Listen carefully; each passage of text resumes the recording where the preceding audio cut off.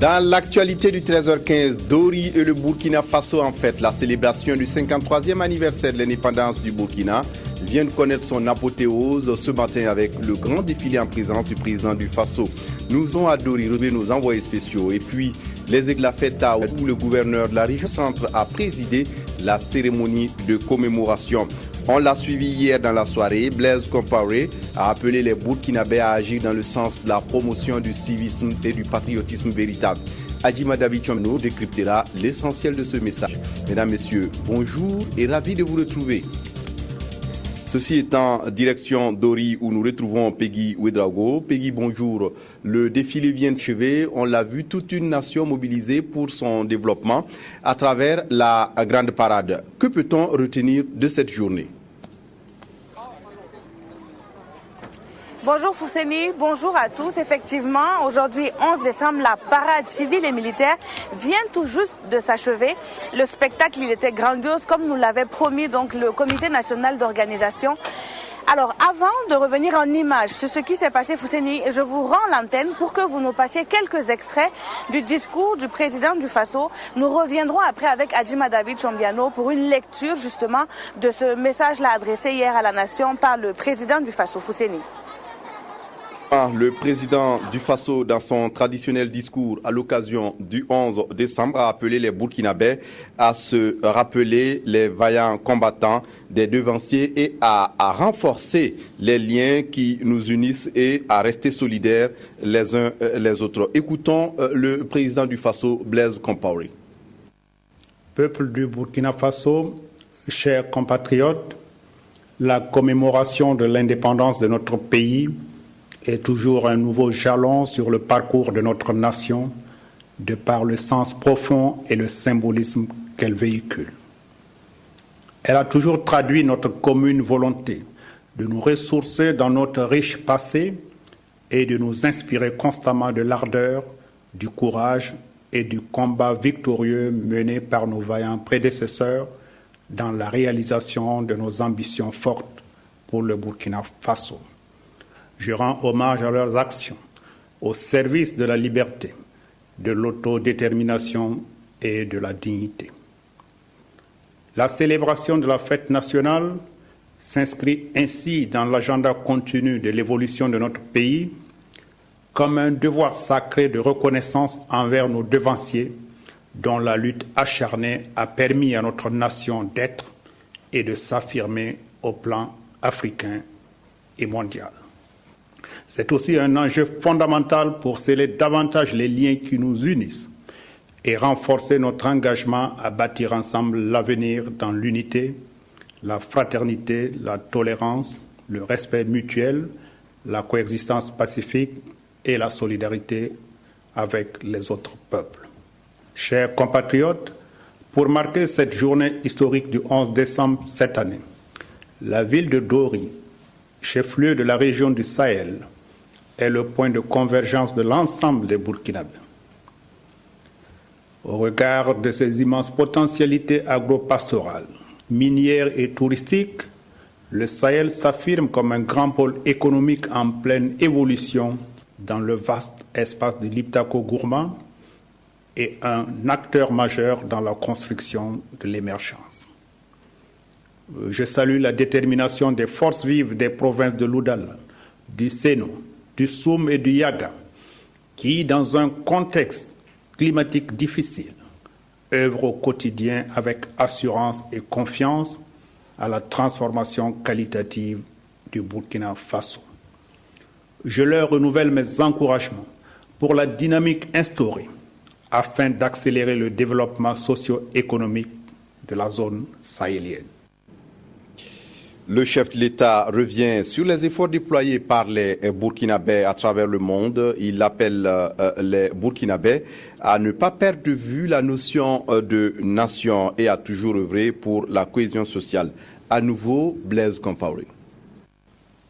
Chers concitoyens, l'indépendance est une conquête permanente qui exige un ferme attachement au travail et une capacité élevée d'adaptation au contexte nouveau qui se crée. Aussi, j'apprécie les efforts déployés par tous les acteurs jeunes, femmes et anciens, travailleurs des secteurs publics et privés, militaires et paramilitaires, organisations de la société civile, communautés religieuses et coutumières, burkinabés de la diaspora, partenaires techniques et financiers, dans la mise en œuvre des projets et programmes de développement au niveau des secteurs prioritaires de l'agriculture, de l'éducation, de la santé, de l'innovation, et dont les résultats remarquables confortent nos acquis en matière de sécurité humaine. La nation burkinabé est avant tout une communauté de destin, un réseau d'intelligence et d'initiative, une somme de volonté consciente guidée par une vision précise de l'avenir. Depuis 1960, elle s'est forgée contre toutes les formes d'adversité, en privilégiant la promotion des hommes et des femmes, le raffermissement du tissu social dans un esprit de solidarité et de compromis, transparaissant dans la complémentarité des idées et des vues sur les questions les plus complexes. Les appréciations que chaque citoyen ou chaque couche sociale fait sur les performances socio-économiques, les réformes politiques et institutionnelles dans notre pays sont à saluer en ce qu'elles ont toutes le mérite d'indiquer des défis à relever pour une avancée radieuse de notre pays. De même, les différences d'options et de voies de conduite des affaires publiques doivent s'exprimer librement sans hypothéquer l'édification du Burkina Faso de nos espérances. Voilà, on l'a suivi. Blaise Compaoré appelle les Burkinabés à agir dans le sens de la promotion du patriotisme véritable. Retour à Dori, Peggy Ouedraogo, Adima David Chombiano est avec vous. Qu'est-ce qu'on peut retenir d'essentiel de ce message?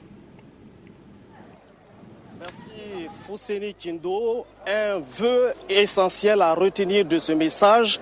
Je cite, bâtir ensemble l'avenir dans l'unité, la fraternité, le respect mutuel, la coexistence pacifique et la solidarité avec les autres peuples. Fin de citation. C'est l'appel que le président du Faso, en ce 53e anniversaire de l'accession du Burkina à la souveraineté internationale, lance.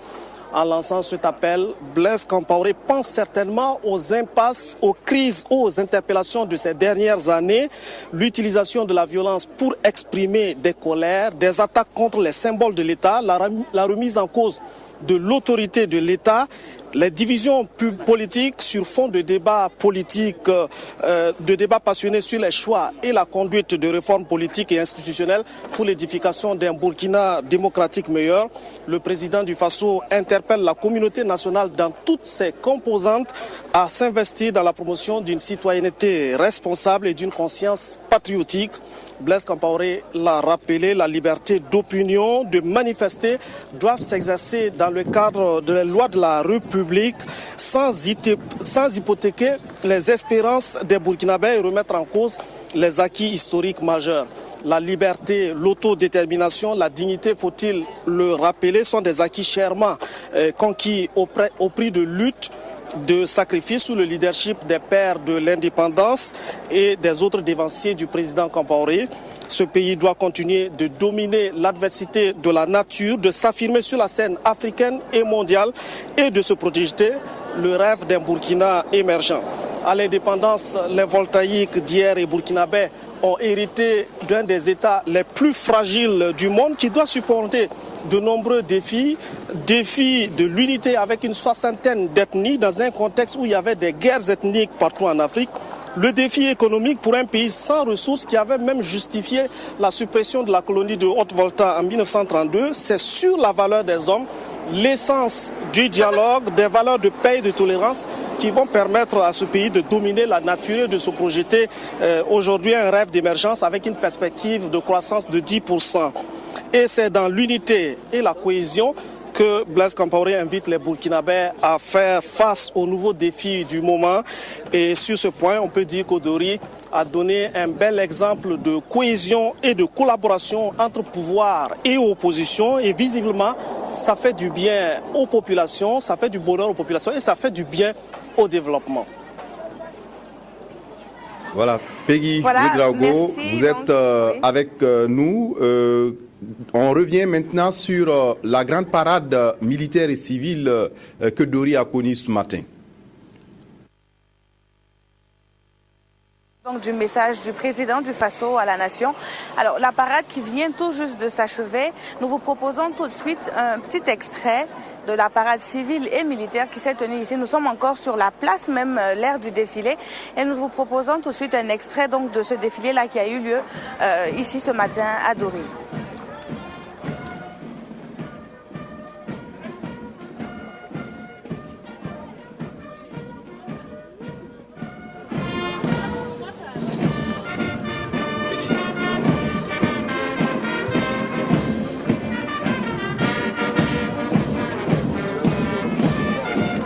Merci à la famille de Waterloo, à travers ces jeunes filles, cette entité des majorettes.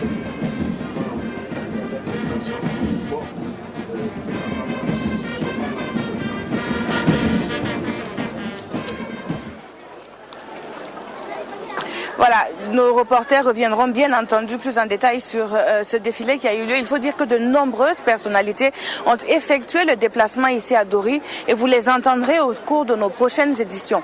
Et puis, il faut dire aussi que l'actualité ici à Dori, c'était hier soir. Les femmes de Dori ont manifesté leur reconnaissance à l'endroit de la première dame Chantal Compaoré. Elles ont pour se faire dédier la soirée de ce 10 décembre à l'épouse du chef de l'État. Une manière pour eux de dire merci.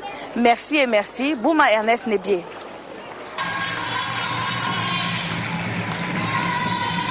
C'est dans cette ambiance que les femmes de la région du Sahel ont accueilli la première dame du Faso, Chantal Compaoré, à cette soirée qu'elles lui ont spécialement dédiée. Par cette cérémonie, elles entendent lui souhaiter la bienvenue à Dori à l'occasion des festivités du 11 décembre. Nous avons organisé cette soirée pour lui recevoir et puis lui faire pour qu'elle soit contente. Et nous allons témoigner que nous-mêmes, nous sommes très, très, très contentes de ce qu'on a fait pour nous. La soirée a été riche en couleurs. Elle a connu des prestations d'artistes de la région. Des prestations qui ont émerveillé l'ordre des femmes du Sahel. Elle n'a pas hésité à esquisser des pas de danse du terroir Peul. Je suis chez moi ici au Sahel et c'est un vrai plaisir pour moi d'avoir pu assister un peu à tout ce qui est culture du Sahel. Et grâce à certains artistes, on a pu découvrir de vrais artistes, de vrais chanteurs du Sahel. Et ça m'a fait beaucoup plaisir. La soirée s'est terminée par une remise de présents à la première dame du Faso. Un cadeau en souvenir des femmes du Sahel. Une autre soirée se tenait dans le même temps et cette fois il s'agit d'un dîner gala de l'indépendance. L'initiative est de Madame Georgette Paré qui apporte son soutien au comité national d'organisation du 11 décembre ici à Dori. Et c'était en présence du Premier ministre et le reportage toujours avec Bouma Ernest Nebié. C'est elle qui est à l'origine de cette soirée dénommée Gala de l'Indépendance. Par ce gala, elle entend apporter sa contribution au comité d'organisation de la commémoration du 53e anniversaire de l'indépendance du Burkina à Dori. J'ai eu cette idée tout simplement parce que depuis un certain temps, je travaille déjà avec le comité national d'organisation. Et par la suite, je me suis dit, pourquoi ne pas faire un gala de l'indépendance ? D'accord, cette fois-ci, ça paraît être la première édition. Elle n'est pas parfaite, mais quand même, elle a eu lieu et le Premier ministre que j'ai sollicité est venu. J'ai vu que beaucoup de ministères ont été représentés, beaucoup de ministres sont venus. Je suis comblée. Cette initiative de Georgette Paré vise également à faire connaître les habitudes vestimentaires et le mode de vie des Peuls. C'est pour cela qu'au cours de la soirée, des défilés et des prestations d'artistes traditionnels de la région ont eu lieu. Une soirée que le Premier ministre Béan-Luc Adolphe Tiao et les autres convives ont beaucoup appréciée. C'était en juillet dernier la première pierre pour la construction du collège d'enseignement général de Dori était posée. Quelques mois et 62 millions plus tard, voici l'infrastructure érigée et inaugurée. Si Sylvestre Da nous situe le contexte dans lequel est né ce projet. Un collège d'enseignement général pour la ville de Dori, fruit du partenariat entre le ministère de l'Éducation nationale et de l'alphabétisation et du secrétariat exécutif du Conseil de l'Entente. Il est réalisé dans le cadre du 19e tirage de la tranche commune organisée au Burkina par l'autorité nationale des pays membres de la communauté. Outre les salles de classe, les bâtiments administratifs et les latrines, le CEG est équipé et a ouvert ses portes à la rentrée 2013-2014. Cette infrastructure est la première depuis la reprise des activités et du Conseil de l'Entente. Donc c'est une nouvelle façon d'intervenir du Conseil de l'Entente et nous sommes vraiment très contents que cela commence par notre pays, le Burkina. Et le Conseil de l'Entente a tenu à marquer vraiment d'une pierre blanche son retour. L'importance de cette infrastructure dans la commune de Dori n'est plus à démontrer puisque cette infrastructure... Ce collège-là vient soulager un tant soit peu les parents parce que en fait peut-être qu'il est à proximité des enfants, donc peut-être pour 2 ou 3 kilomètres de déplacement ça ne coûte pas cher. C'est ça l'important. Et nous pensons qu'avec cet établissement, les enfants resteront aussi longtemps que possible à l'école et termineront donc leur cycle. Et c'est ça l'intérêt. Conformément à la charte adoptée à Cotonou au Bénin en décembre 2011 par les chefs d'État des 5 pays membres du Conseil de l'Entente, il s'agit d'œuvrer à consolider l'intégration sous-régionale, lutter contre la pauvreté et soutenir les populations à travers des œuvres sociales et communautaires de ce genre. En sport, la journée d'hier a été marquée par la finale de la Coupe de l'Indépendance. Sous le regard du Premier ministre, l'équipe du Centre-Ouest a remporté le match par 1-0 contre l'équipe du Centre.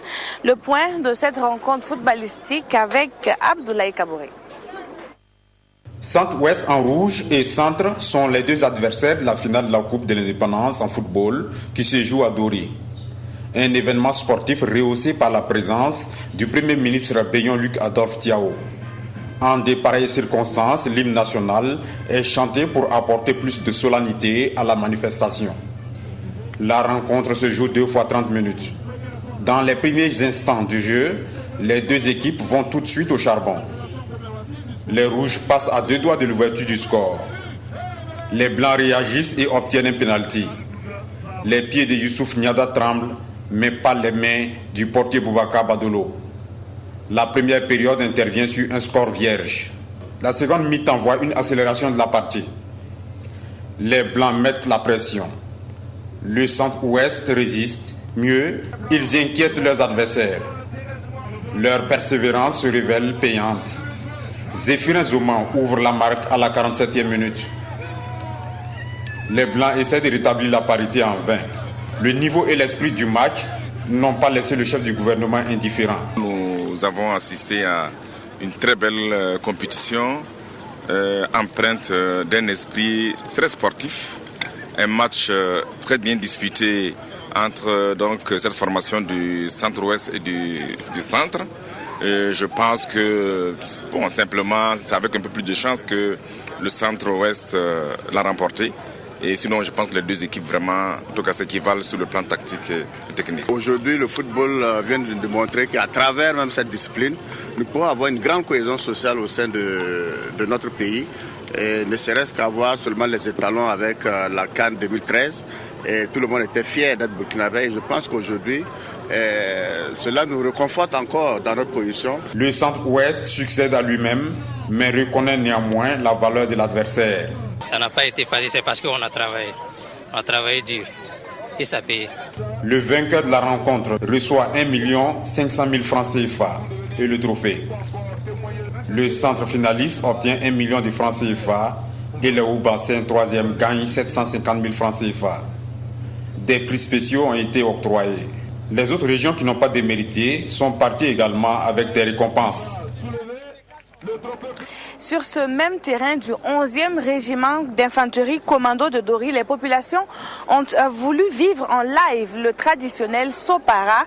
Pour nous, c'est Christelle Paré qui nous fait le compte rendu. Aucun Dorien ne voulait se faire compter le Sopara. C'est au pas de course qu'ils ont rejoint le terrain du 11e régiment d'infanterie commando pour être des témoins oculaires et privilégiés de l'événement. Et malgré le deuil, les parachutistes ont donné le meilleur d'eux-mêmes en les gratifiant d'un spectacle inédit. Il va maîtriser et bien sûr et l'atterrissage droit. Merci beaucoup. Et on a bien entendu le moment, il n'y a pas un bizarre parmi eux. Il y a une bonne chose. Voilà, il y a un badolo aussi qui a fait l'atterrissage exceptionnel. Voilà. Donc on accueille justement le bizarre, tant attendu par les Gourousis et les gens pliés. Il va descendre également calmement et le rond central et bravo. Comme ça, là, c'est ma première fois de voir cette espace à Dori ici. Oui, et puis je vois beaucoup de gens aussi. Ça me rend très plaisir en tout cas. Et je trouve ce parachutiste très formidable. Et je suis très content de voir parce que c'est ma première fois d'y participer à cette fête d'indépendance qui se passe chaque fois dans le Burkina Faso. Je suis vraiment très content. Je remercie le président et je vous remercie à vous. Vraiment, nous sommes très contents de voir ce genre de spectacle. C'est notre première fois de voir ce genre de formation aussi. Ça montre la valeur de la formation militaire de notre pays. Mission accomplie pour le 25e régiment de parachutistes commando. Il a contribué à donner une coloration particulière et inoubliable à la célébration de cette fête de l'indépendance dans la capitale du Sahel. Une autre tradition respectée, hier 10 décembre, c'était la soirée d'hommage aux devanciers. Une retraite au flambeau a mobilisé près de 1500 participants civils et militaires dans toute la ville de Dori. Un moment pour donc rendre mémoire aux devanciers aussi, pour s'engager à toujours œuvrer pour la paix en ce 53e anniversaire. Salif Belem Junior et Bangba David Kafando. Parti de la mairie de Dori, le cortège lumineux composé des forces de défense et de sécurité a pris la direction des artères de la ville. Une marche symbolique bercée par la fanfare de la garde nationale et celle des forces armées togolaises. Ils sont 1500 participants civils et militaires avec en tête de peloton le chef d'état-major général des armées. Une famille rassemblée dans la capitale de la région du Sahel pour témoigner leur détermination à toujours œuvrer pour la paix. Oui, la paix, un héritage à consolider, une valeur symbolisée par la flamme.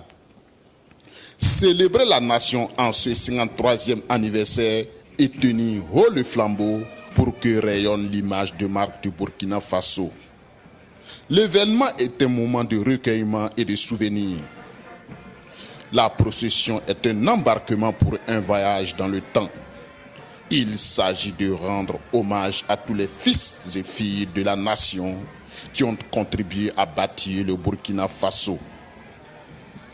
Après un parcours de 2,5 km, ils ont rejoint leur point de départ. C'est une marche qui est faite en mémoire de nos disparus, de tous ceux qui sont disparus et qui nous ont légué ce flambeau que nous tenons en main, ce flambeau que nous allons transmettre aux futures générations. Alors nous sommes très contents d'avoir apporté un peu de gaieté de cœur à cette ville de Dori, qui ne connaît certainement pas cette pratique de traite au flambeau, mais nous sommes contents de leur avoir fait découvrir ça, en compagnie des deux fanfares, à savoir la fanfare de la garde nationale et de celle des forces armées togolaises qui est venue nous appuyer à l'occasion de cet anniversaire-là. La retraite au flambeau s'est terminée par un rassemblement au cours duquel le chef d'état-major général des armées a rendu un hommage au caporal Tankwano, décédé le 9 décembre dernier à Dori. Voici Fousséni ce que l'on pouvait dire pour l'instant sur les actualités ici à Dori en ce 11 décembre. Je suppose que dans la capitale aussi, il y a fort à dire. Merci à vous, Peggy Ouedraogo. Merci à toute l'équipe technique qui vous accompagne à Dori. Retour à Ouagadougou également. C'était la fête à la place de la Nation, une parade militaire et civile et des décorations constituées l'essentiel de la célébration. Retour sur les temps forts avec Estelle Judith Assogba. La place de la Nation a été prise d'assaut ce 11 décembre par une foule sortie nombreuse pour célébrer en communion le 53e anniversaire de l'accession de notre chère patrie à la souveraineté nationale. Occasion de rendre un vibrant hommage à nos dévanciers qui se sont battus pour faire du Burkina Faso une nation libre. L'acte 1 de cette célébration a été la revue des troupes. C'est le gouverneur de la région du Centre, avec à ses côtés le commandant de la 3e région militaire qui a procédé à ce cérémonial. Puis s'en est suivi son message à l'adresse de la population de sa circonscription administrative. Georges-Marie Compaoré a dans son discours souligné la pertinence du thème choisi, civisme et cohésion sociale fondamentaux d'un développement durable. Tous les peuples aspirent au développement, le nôtre encore plus. Lui qui vit constamment les rigueurs du climat et qui dépend chaque année de ses aléas pour nourrir les hommes et les femmes. Nous sommes persuadés que ce développement dépend encore plus de la cohésion de ces filles et de ces fils. Pour cela, le civisme apparaît être le ciment de la nation pour unir les filles et les fils de pays autour d'un projet commun qui invite les citoyens à l'action, au dévouement, au patriotisme par un engagement concret à servir son pays. Cette commémoration est aussi un moment pour la nation burkinabé de traduire toute sa reconnaissance et sa gratitude aux hommes et aux femmes qui se sont distingués par leur ardeur au travail. Ils sont au nombre de 81 à avoir reçu ce matin cette congratulation. 2 de l'ordre national, 16 de l'ordre de mérite burkinabé, 17 de l'ordre de mérite de développement rural, 18 de l'ordre des palmes académiques et 28 médailles d'honneur des collectivités locales. Une distinction qui est aujourd'hui une fierté pour les récipiendaires et une invite à mieux faire. Ce que je suis en train de vivre actuellement là est une très grande joie pour moi. Je dédie cette médaille d'abord à ma hiérarchie, celle-là qui a pensé que je la méritais, au travers donc du travail que j'ai abattu tout le temps que j'ai été donc à leur côté, tout le temps que j'ai été donc à leur sollicitation. Donc je dis merci donc à cette hiérarchie. Je la dédie également à ma famille, mon épouse et à mes enfants. Je suis très contente ce matin de cette reconnaissance qui m'a été faite en ce jour mémorable. Vraiment, je remercie les autorités qui ont reconnu ce mérite. Et je dédie cela aussi à tout l'arrondissement, à tous les collègues avec qui nous avons travaillé en collaboration. C'est un sentiment d'interpellation parce qu'étant jeune, j'ai un parcours devant moi et cela m'interpelle à donner le meilleur de moi-même pour toujours mériter la confiance qui m'est placée. Le clou de cette célébration a été la parade civile et militaire. À travers des pas cadencés et bien rythmés, les défilants ont séduit l'admiration de la population.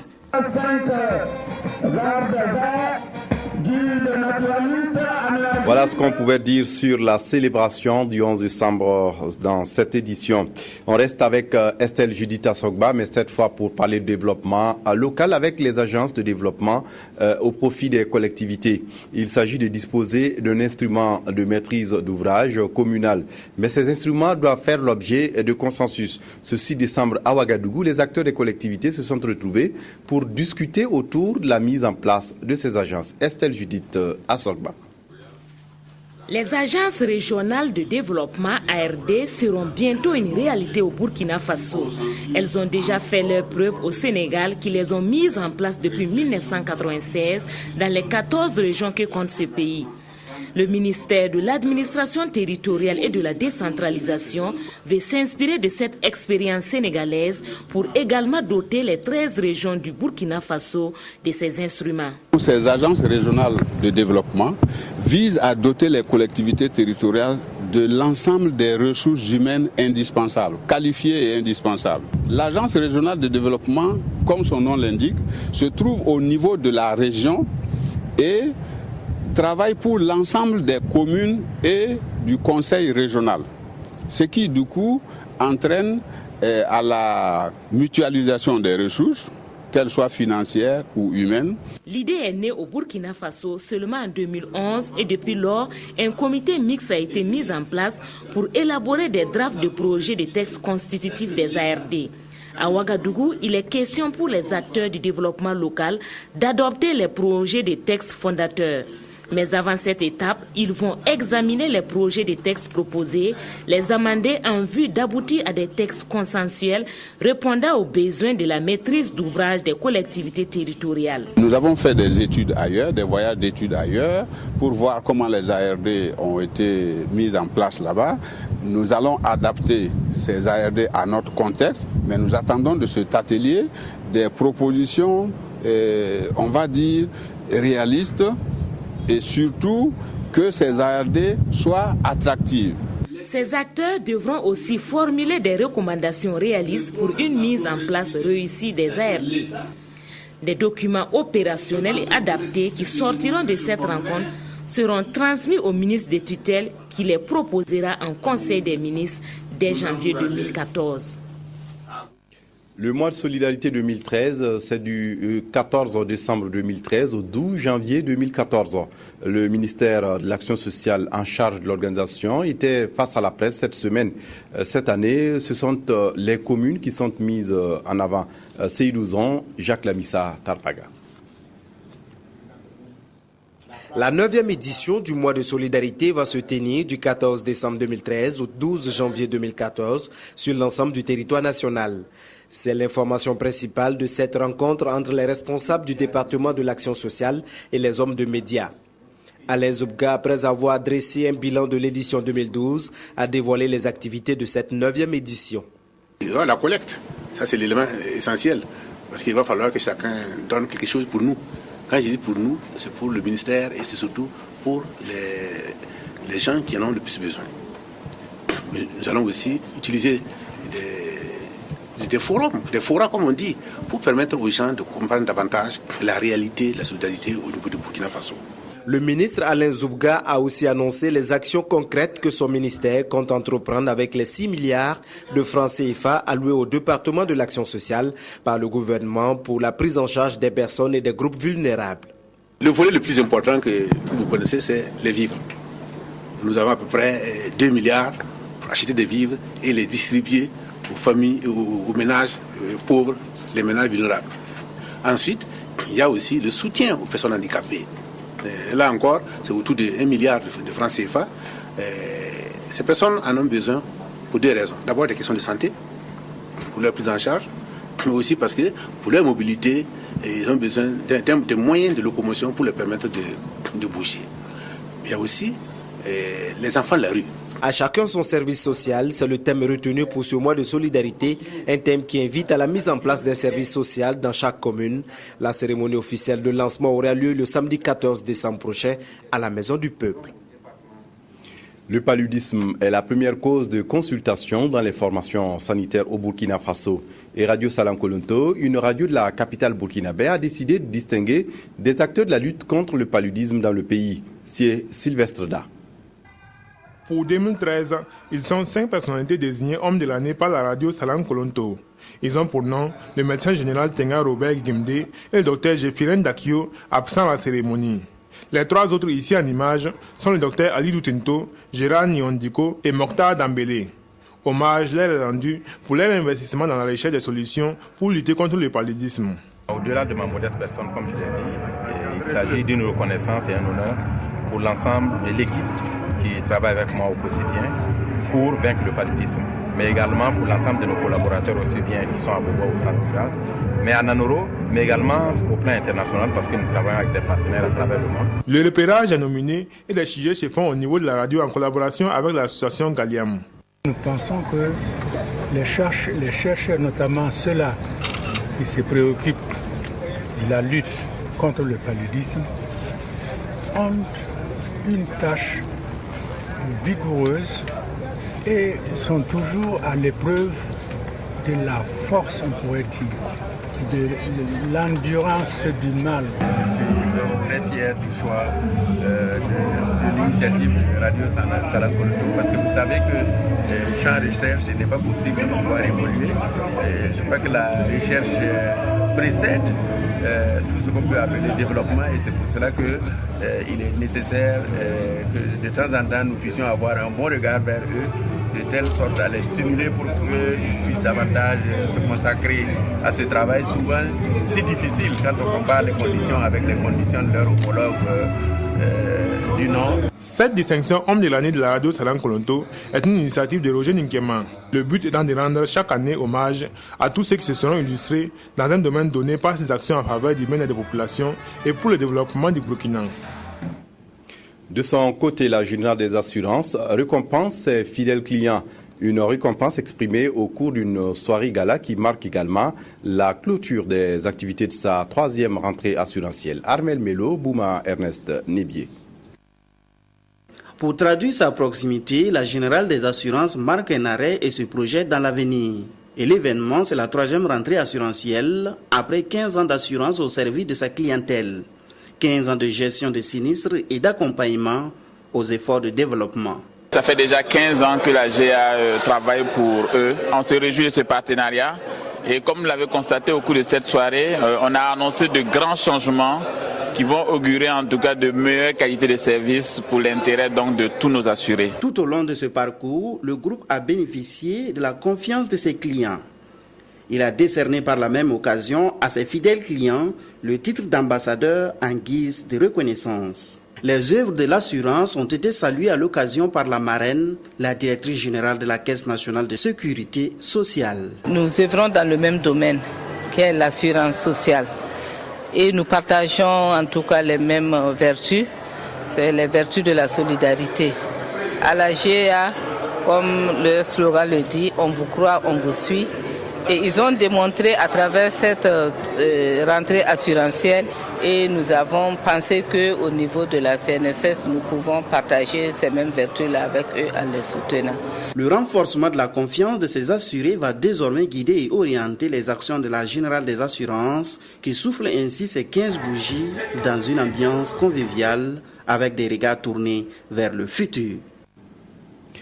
Des journées culturelles pour montrer l'exemple au Goulmatier et au Samo. Les ADC réunis au sein du club Tigré ont organisé ces journées culturelles pour promouvoir la culture Yadga et insister sur la cohésion et la paix sociale. Zalissa Sanfo, Adama Koulibaly. Rassurez-vous, ce n'est pas la semaine nationale de la culture, ce sont les fils et filles du Yatenga qui revisitent la culture de leur terroir. Une initiative du club Tigré du Yatenga qui veut contribuer à l'émergence et au rayonnement de la culture Yadga. Le fait de pouvoir convier les gens chaque année, c'est des retrouvailles et également c'est source de paix, source de bonheur de se retrouver, de dire ce qu'on a à dire, de se côtoyer mutuellement et effectivement d'affermir davantage nos relations. Contribution de la culture Yadga à la paix sociale, c'est sous ce thème que se tient le 2e festival du club Tigré. Et pour ce faire, une part belle a été accordée à la parenté à plaisanterie. Samo, Goulmatier et Yadse ont donné à voir du spectacle. Vous savez que nous, avec nos parents à plaisanterie, il ne peut jamais avoir de problème, de guerre. C'est pourquoi nous avons fait ça, pour montrer aux autres ethnies qu'il faut que toutes les parentés à plaisanterie là soient comme ce que nous sommes avec les Bissa, les Goulmatier et les Samo pour la paix au Burkina. La 2e édition du festival du club Tigré du Yatenga s'achève par cette exposition sur le savoir-faire de la culture Yadga. Et puis on termine avec ce grand format de Viviane Tiendrebeo sur un fromage made in Dori. Et oui, les femmes du Sahel ont appris à transformer le lait en fromage. On l'appelle là-bas le wagashi et le processus de préparation avec Viviane Tiendrebeo.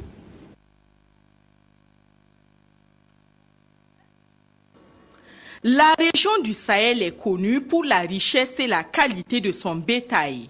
Éleveurs par excellence, les populations ont la réputation de ne consommer que le lait de leurs vaches.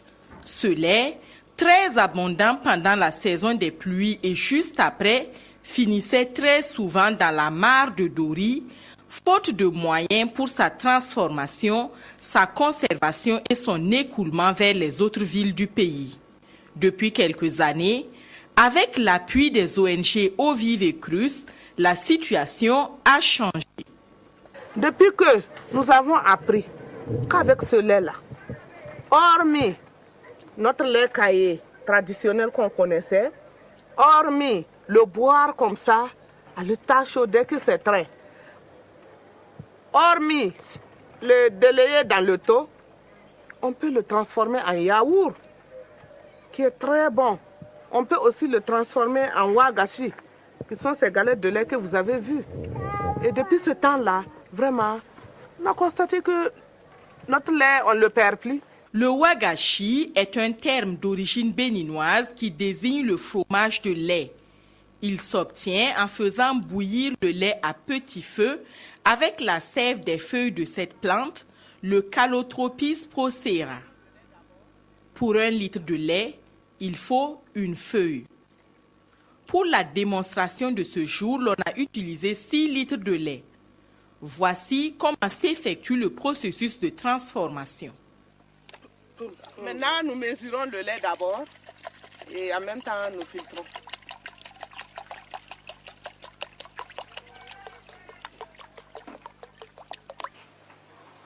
Une feuille, la deuxième, 3, 4, 5 et 6.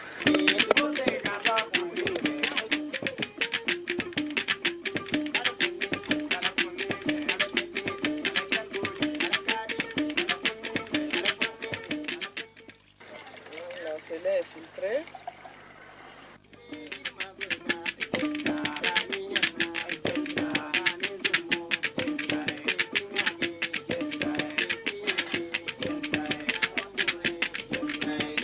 Les femmes du Sahel ont effectué un voyage d'études au Bénin pour apprendre à transformer le lait en wagashi. Nous étions 15 femmes des 4 provinces, le Soum, le Sono, l'Oudalan et le Yaga. Et ces 15 femmes aujourd'hui, je vous dirais qu'elles ont appris.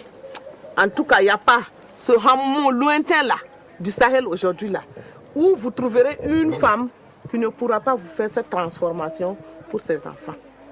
Toutes les femmes du Sahel, en tout cas à 90% je dirais, ça fait la transformation de lait en wagashi. C'est un fromage que beaucoup apprécient. Prenons l'exemple des Nigérians qui sont là à Dori.